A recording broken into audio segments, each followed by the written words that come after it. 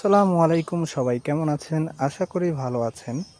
আজকে আপনাদের সামনে ছোট্ট একটি ব্লগ নিয়ে হাজির হলাম।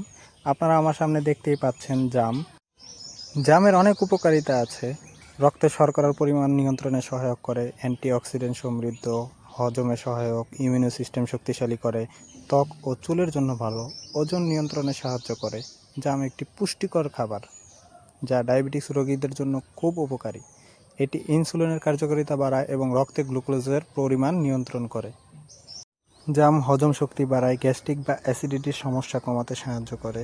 এতে থাকা ভিটামিন সি এবং আয়রন শরীরের রোগ প্রতিরোধ ক্ষমতা বাড়ায়।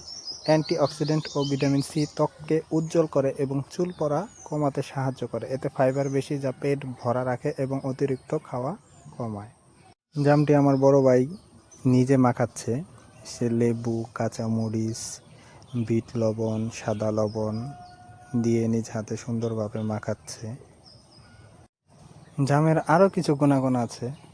কাঁচা জাম ভালোভাবে ধুয়ে খেতে পারেন, জুস বা স্মুদি করে খাওয়াও যায়। অতিরিক্ত জাম খেলে কোষ্ঠকাঠিন্য বা পাকস্থলীতে অস্বস্তি হতে পারে, সবসময় পরিমিত খাওয়াই ভালো। জামটি যখন মাখাচ্ছিল, আশেপাশে ছোটরা বড়রা যারাই ছিল সবার জিভে পানি চলে এসেছে। চলে আসার মতোই কথা। জামটা অনেক সুস্বাদু এবং ভালো লেগেছে। জামটি মাখানোর পর প্রথমেই সাবিতকে দিয়েছি।